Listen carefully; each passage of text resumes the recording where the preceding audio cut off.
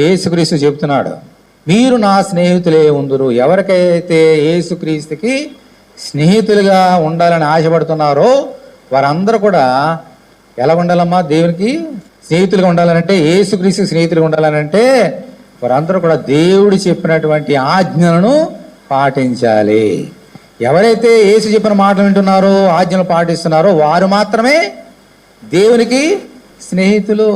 ఉదాహరణకి లాజరు ఉన్నాడు, అతనికి ఏం పేరు ఉందమ్మా? నువ్వు ప్రేమించిన నీ స్నేహితుడు. అబ్రాహాము ఉన్నాడు, అతనికి మంచి పేరు, దేవుని స్నేహితుడు. పాపులకు స్నేహితుడు ఎవరు? మన ప్రభు అయినటువంటి యేసుక్రీస్తు.